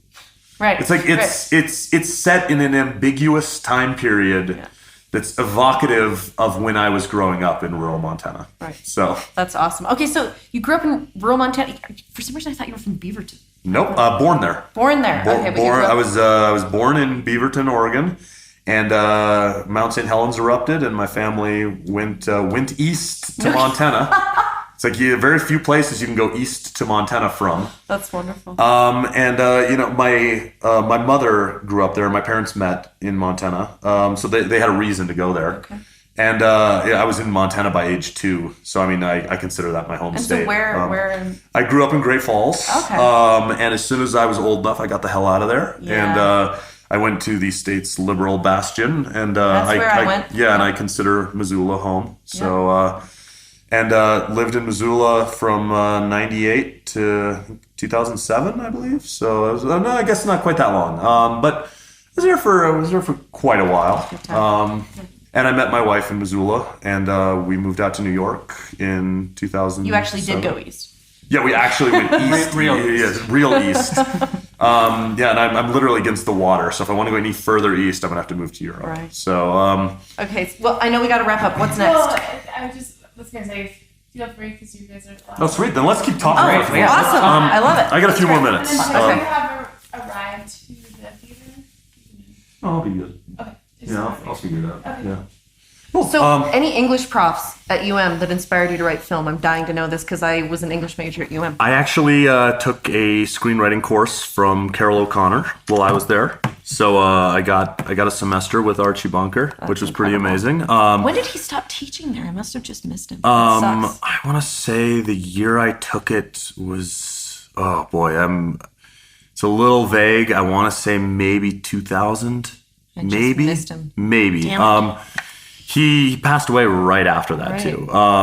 But just the sweetest guy and the absolute polar opposite of Archie Bunker. Just like this ultra liberal, like just, I mean, that was the point of All in the Family, was like to point out the foibles of conservatism through this ridiculous character. Borat of 1970. Yeah, exactly.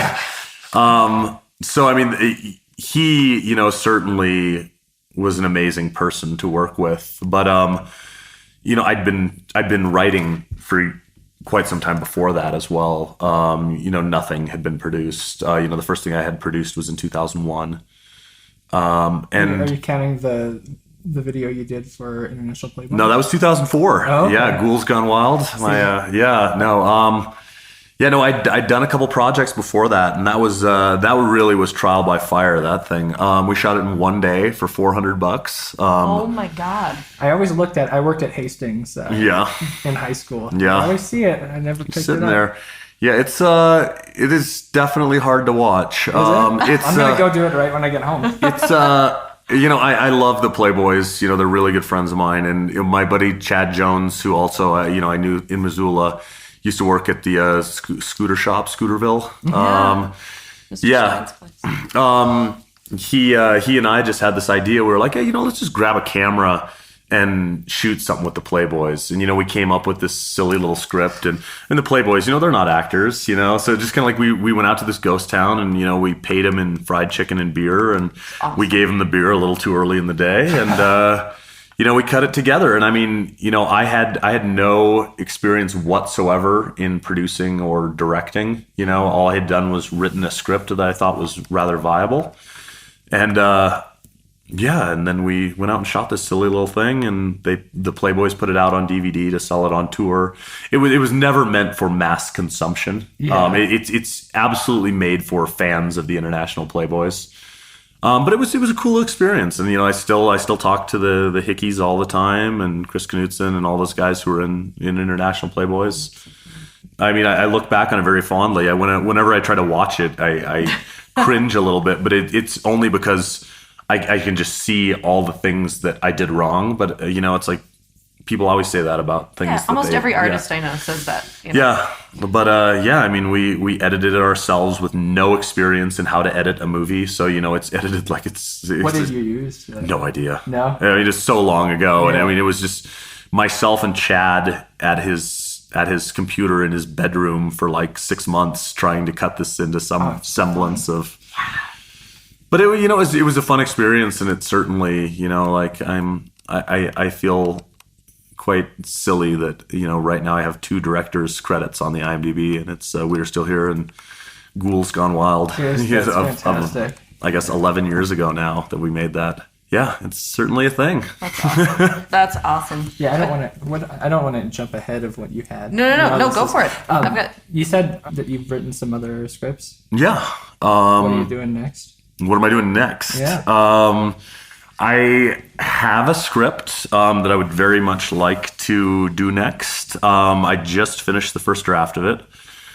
I can't say too much about it. It's a sci-fi action film. It's extremely violent, and it is set in a post-apocalyptic Mexico City.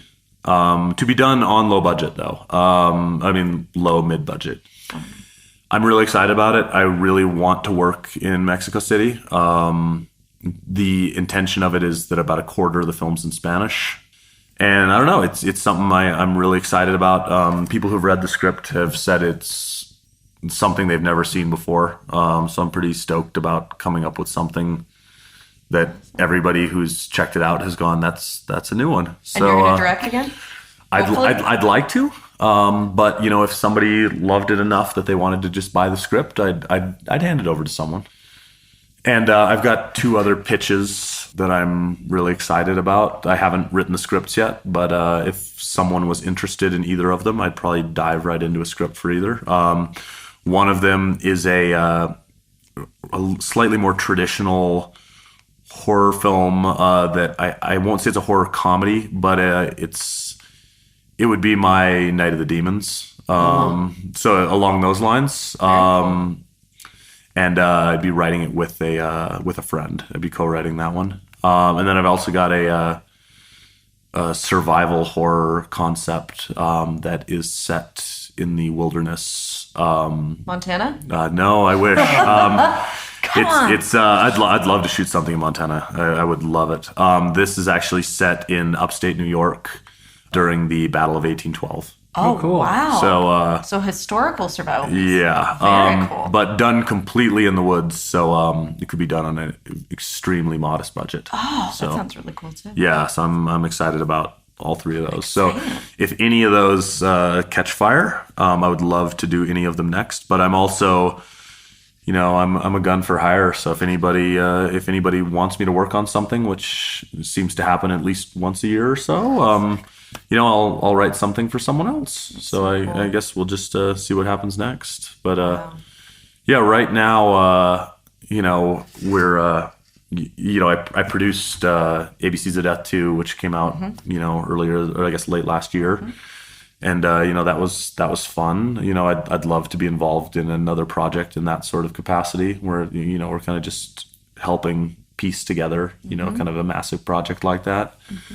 I'd love to direct and write and do all those silly things and see what happens after that. Well, we certainly hope you continue to. I certainly hope I continue to. So, but we'll see what's next.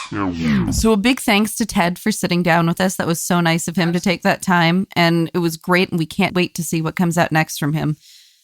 That was a lot of fun. Which one of you guys wants to start talking about your top 3 films from the Stanley?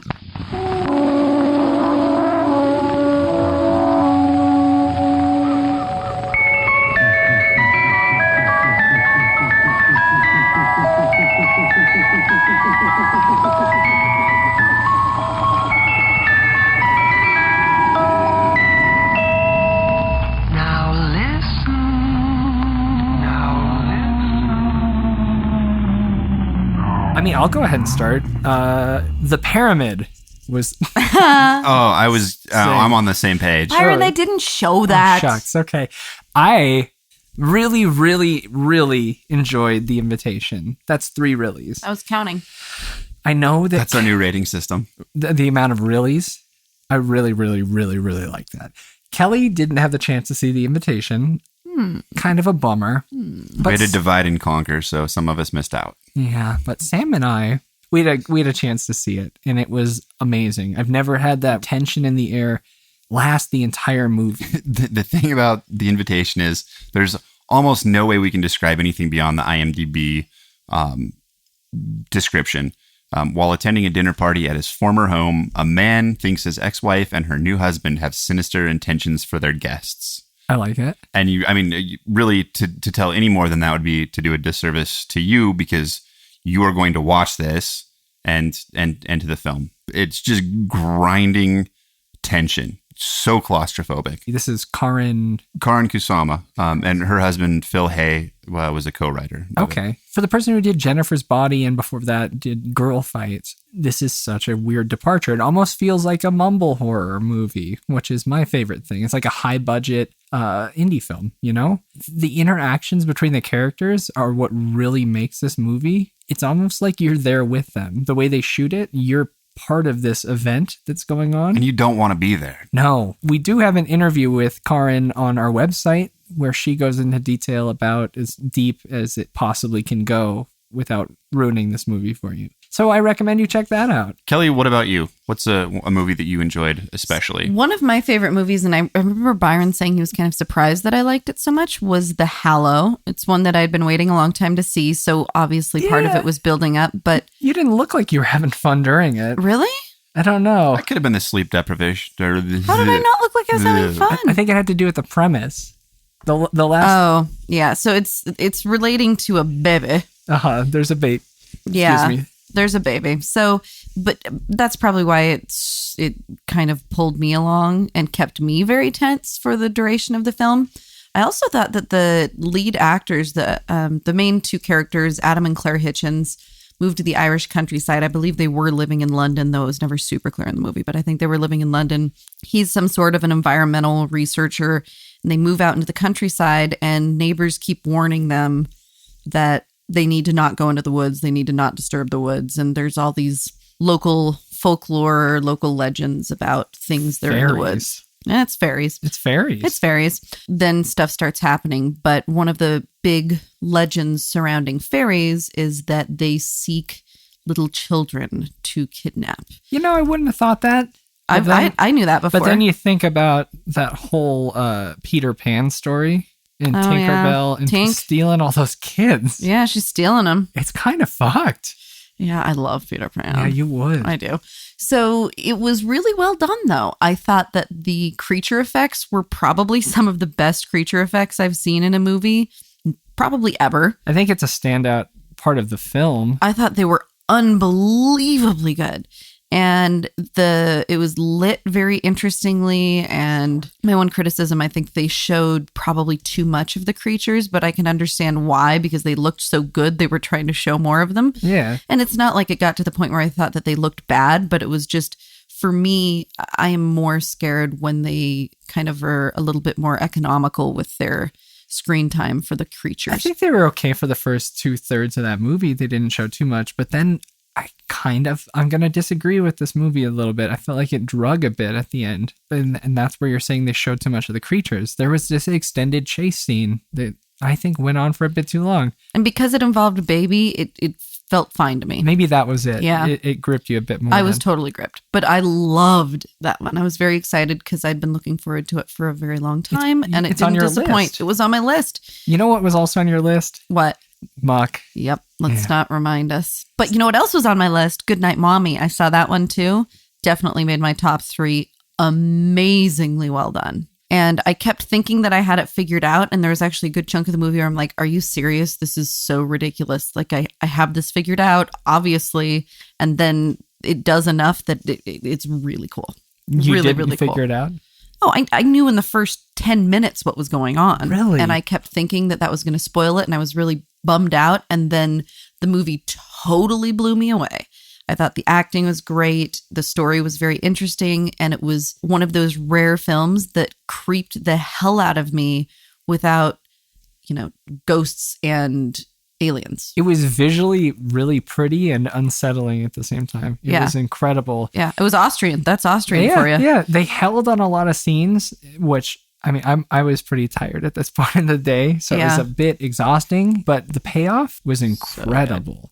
So and you can't deny that it's a very competent feature. I'm great. Excited for Sam to see it. Sounds like it was really good, guys. I'm sorry. I'm excited for Sam to see it. It's okay, but you know what? Nobody would argue that The Invitation was the best movie, and I didn't get to see it. I don't think it won the prize, though. Final Girls did, Final right? Girls did, which is a movie that Sam and I absolutely loved. Yeah, I know you guys did. Fuck Yes. It is the ultimate horror homage film. You look at movies like Cabin in the Woods, for example, and you know that feeling of cheering along at points? This is the whole movie. I'm on the edge of my seat, mostly because the seats are very uncomfortable, but also because this movie doesn't let up. It's the perfect gift for any horror fan. It covers all bases, and it's so fun and well executed. Super sad at points. It's got it all. You looked around that theater when the lights came back up. There was not, and I'm not exaggerating, I don't think there wasn't a dry eye or someone talking about how they had been crying at points in the movie, either because it makes you feel so good for horror as a genre, like you say, that cheering, like, yes, or because it legitimately sad parts. And I think you started a standing O. I don't usually start things. I don't usually finish them either. You were a cheerleader of this somewhere movie. in the middle. I think it deserved it. And it did obviously deserve it. It won the audience. Yeah, the audience award that we all got to vote for of every showing we went to. So, Kelly, I appreciate you giving me your seat. I know you were in line for this movie. Yeah, but honestly, I'm glad I did, because with how much you enjoyed it, it was totally worth it for me to go see it. I'm glad to hear that. It made me very happy that you guys loved it as much as you did. And I'll catch it sometime. I don't know when it's out. It's getting a major release, I would imagine. Yeah, I think we were the second showing. Yeah, I don't know when it did. Of ever. But everyone's going to love this movie. This is the new Cabin in the Woods to me. Different, I think a slightly different tone, but I definitely agree in terms of everyone who likes any aspect of horror is going to like this movie. Sam, did you watch anything else? Did you love anything else? I apologize. I loved a lot of things. We also watched a lot of things. Yeah, we did. Pretty much everything that we watched. So it's really hard to narrow the list down, like kind of impossible, but that we haven't talked about so far. The Boy. The Boy? Yeah. See The Boy? No. Oh, God. Sorry, why did we split it so much? It's okay. All right. So The Boy is directed by Craig William McNeil and written by Craig William McNeil and Clay McLeod Chapman. Some really nice dudes, by the way. Yeah, super, super cool guys. It's a look at a young boy who we watch take the first steps down the path of becoming a serial killer. And it's done in a very unblinking, honest way. It's not, as much as I adore Halloween and most of its incarnations, it's not the over-the-top grue that is, Rob Zombie's Halloween, Birth of a Serial Killer. Absolutely. It's very honest and incredibly unsettling and sad.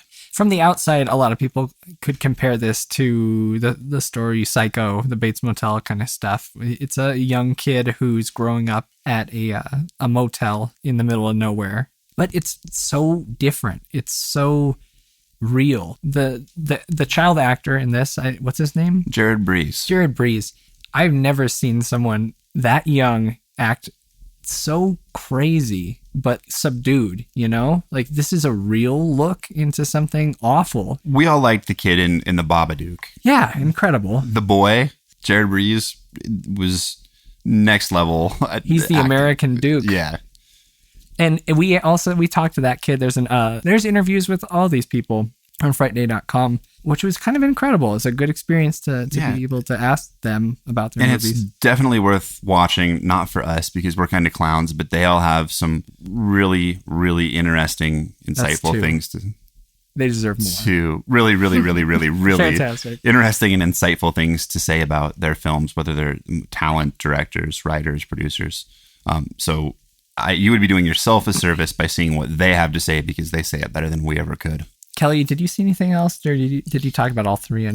Some We Are Still Here was my third of my top three, and we kind of talked about that a little bit. But an incredible experience, especially in the theater that we saw it in. Oh, yeah. It was this really cool old theater called the Park Theater.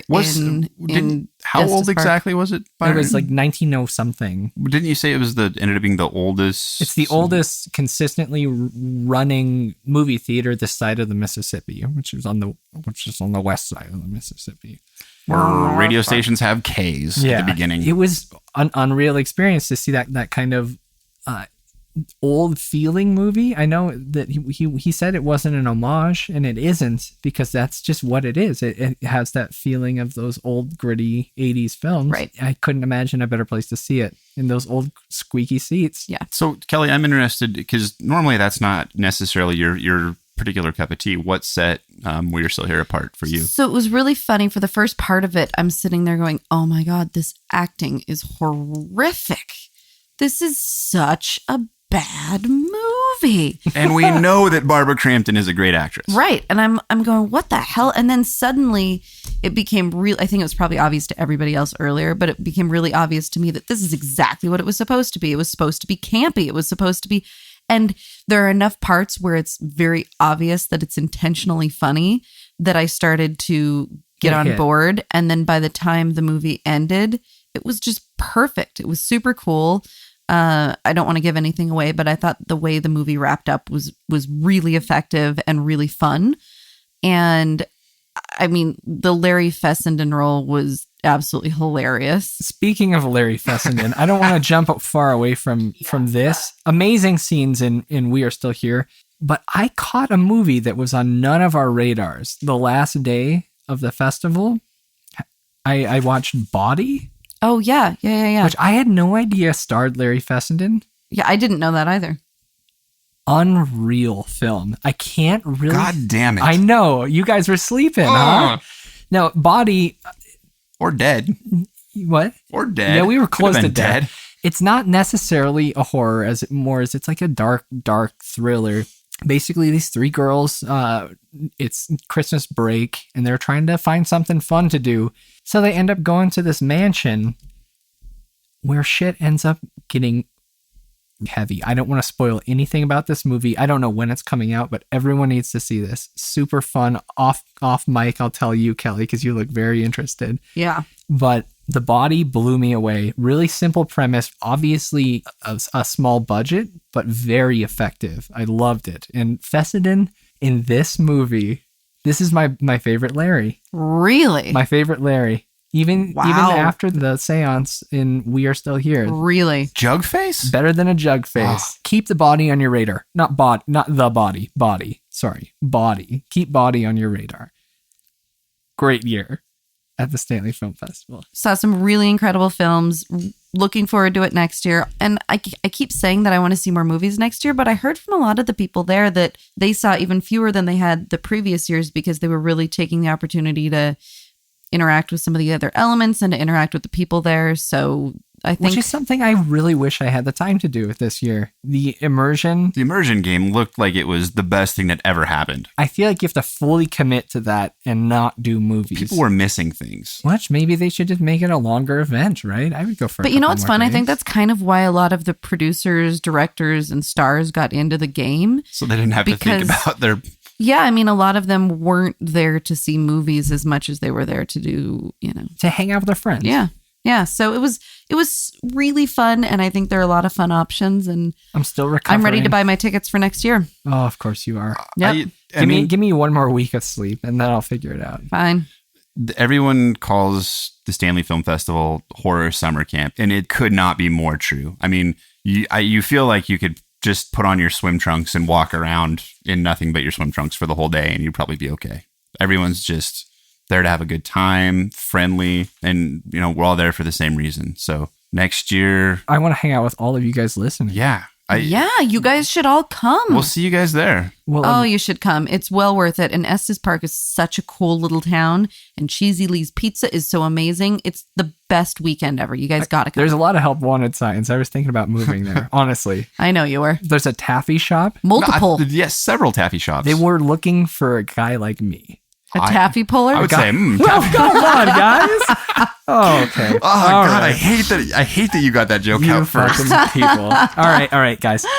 We got some questions this week. Mm-hmm. And if you have a question for us, recommendations, anything, talking about cryptids like Kelly likes to talk about. Love them. You can write us contact@frightday.com or just hit us up on Twitter @frightday. This one is from Hugo, aka Hugster. Hi, Hugster. What's the weirdest movie you've seen? I recently saw, and I'm going to butcher this, Nasu no Mori, also known as Funky Forest, The First Contact. I don't know that one. It's a Japanese movie that is nothing but extremely weird funniness, and he sent us a link to the clip, which I will watch. Yeah, send it, because I totally want to watch that. What's the weirdest film that you've seen? The weirdest film I've ever seen was called Clifford. The big red dog one? No, I wish. Weirdest? No, the one with Martin Short. Oh, it's the best movie. Martin Short is this obviously middle-aged man who plays this 8-year-old child who's spoiled. It's so good. It's weird. It's absurd. It's got a very obviously sad Charles Grodin. Nobody should listen to what Sam's saying right now. They should all go watch the movie because it's amazing. It's not good weird. It's not like a lot of things are bad weird. I hate surreal. That feeling like it's just not anything that exists. It bothers me. Like when it's on the line of madness. Oh God. But again, not like good madness. Like the Mighty Boosh stuff. I can only handle so much. I don't know what that is. What is that? Old Greg? Do you know Old Greg at all? Well, Google Old Greg at some point and tell me that's not the most awful, unsettling thing you've ever seen. So Clifford, I just looked it up, has a 9% on Rotten Tomatoes. 90? 9. Oh, single 9. digit 9. And I can only assume that those 9% are brain damaged. Okay. Kelly? No, I want to hear yours first. Oh, you want me to go? Yes. Okay. So there are a few things that bother me in films. I've seen the August Underground stuff. I saw Faces of Death in a movie theater, but nothing has made me more uncomfortable than the movie Guinea Pig, Devil's Experiment. Never heard of it? No. So the Guinea Pig series it's a series of films from Japan that simulate like snuff films and torture. This particular film, produced in 1985, it's a group of men who kidnap and graphically torture a young woman in multiple stages. Like start small, like just hitting, slapping. They ramp up, pull fingernails, cut off things. It's stop. No more description. So it's a series of 7? Yeah. Oh, God. So it's part of this experiment to see the threshold of pain. I guess it kind of has that martyr's concept. Of course it does, Byron. But it's just a really gnarly film that Ted Geoghegan handed to me specifically at a garage sale and said, you need to buy this one. Really? Fantastic film, Ted. It is the weirdest thing I've ever seen. It actually made a girl who I made watch this. I used to have, before Frightday was a podcast, it was a group of friends that I had at my apartment. You had friends. I had friends, now I don't, and now you guys are my friends. Yay! We're all in the same boat. It made a girl that was watching it vomit. Wow. Yeah, literally get ill watching this movie. And apparently it affected Charlie Sheen similarly, because he was given it and he thought it was a genuine snuff film and contacted the FBI. And they ended up doing a bunch of investigations about the actresses and the directors, similar to like Cannibal Holocaust, how they do those investigations to make sure that the actors are among the living. But Guinea Pig, Devil's Experiment is really something. And if you're looking for something to tickle that weird bone, everyone has a weird bone that needs to be tickled every once in a while. That's creepy. Creepy way to put that, Byron. I apologize. So, David Lynch's Eraserhead is definitely the weirdest movie I've ever seen. I wish I could say that I'm smart enough to understand it. I don't get it at all. I've watched it multiple times. I think it's very cool, but it makes absolutely no sense to me. And if, anytime you're looking at weirdest movie lists, Lynch movies are always on there. And Inland Empire is one that I haven't seen either. And that one's kind of next up on my slate to watch because I really enjoy his stuff. Twin Peaks, I still think, is one of the best things ever created. What is it about the fact that a lot of his stuff is just kind of unexplainable or too deep that really draws you in? I don't necessarily get it. Like Twin Peaks, there's a lot of humor in it. Yeah, I like Twin Peaks. That's the humor digestible. balances out. The Creep, it doesn't so much in Eraserhead. There's no humor really. Inland Empire appears to be kind of the same way, but we'll see. But there is another movie that I've heard of and never seen that I really want to see. It's a Czechoslovakian movie called Conspirators of Pleasure. I had a friend who brought this up with me. This is something you want to see? Yeah, I had a friend who brought this up with me like years ago, and I was just looking things up and I stumbled on it again. And it's supposed to be a comedy, I guess. but there's no written dialogue. And if you Google it, most of the images that come up are of this weird guy wearing like a chicken head and bat wings. I think that's a Burger King commercial. No, it's real creepy looking. I'm with Byron. Yeah. Anyhow, it looks interesting, but I love weird movies. I think weird can be even creepier than creepy. So It is. It's awful. yeah, I like it. I like it a lot. I'm a weirdo. I like weird movies. I love David Lynch. So, Hugster, my recommendation is check out everything by Lynch. Okay. Yeah. And we have one more question of the night. Love questions. This is from Nikki on Twitter. She says, kind of philosophical question. Ooh, I like it. Would you guys consider Sleepy Hollow a horror film? Ooh, I assume she's talking about the Johnny Depp one. Yeah, not the series. I would say yes, simply because its premise is a classical horror story. And I'm one to incorporate a broader range in the spectrum of horror genre, just because I think that But you wouldn't consider Maggie a horror film? No, I mean, Maggie does qualify as a horror film. It's listed as a horror film, but I just think in terms of it being, it's more other things than it is horror. Like a drama, like Sleepy Hollow would be. Yeah, well, Sleepy Hollow's got a lot of comedy in it. That's also true, yeah. But I think that it does fall into horror. I would consider it a horror. It's at least horror adjacent. But my horror Venn diagram, just for frame of reference, Nikki, is quite large. I think mine is too, but in weird specific ways, you know. I just want to include everybody.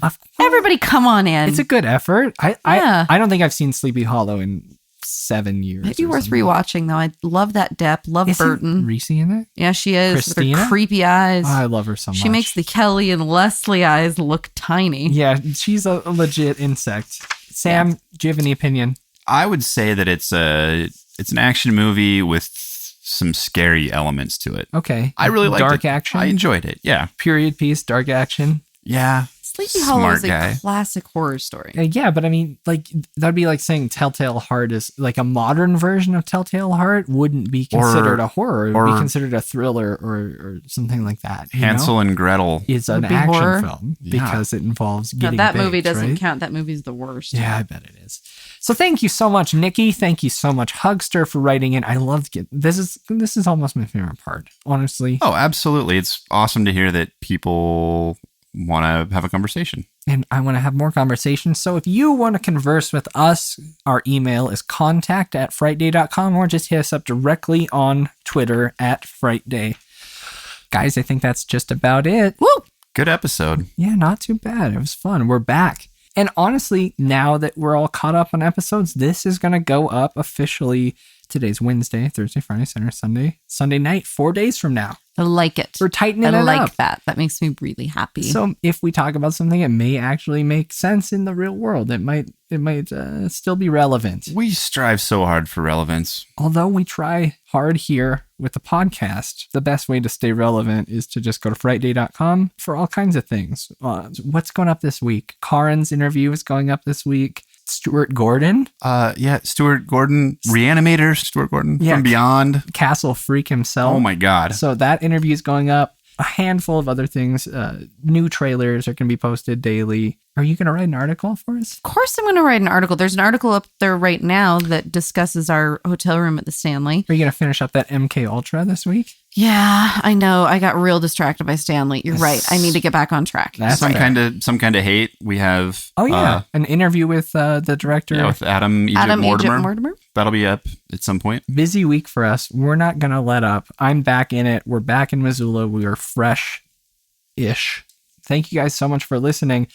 Kelly, where can we find you on the internet? At Kelly Frightday on Twitter, and you can email me, kelly@frightday.com. How about you, Sam? I'm at Sam Frightday, and I can be reached at sam@frightday.com. And my name is Byron McKoy. You can tweet me at Byron McKoy. You can also email me directly, byron@frightday.com. Also, before I forget, if you write a review of this show on iTunes, we'll send you some free buttons. There's some very cool buttons. Let me just tell you. What do you call that creature that you drew? Oh, you mean the hair wolf? The hair wolf. Yeah, he's a stylish little dude on a pin that could be yours. Go to iTunes, click some buttons, give us some stars, write some nice words or kind words or just words. Some words maybe don't. And then email us, contact@frightday.com, give us your address, and we'll send you some stuff. So until next Frightday, I'm Byron. I'm Kelly. And I'm Sam. Stay scared.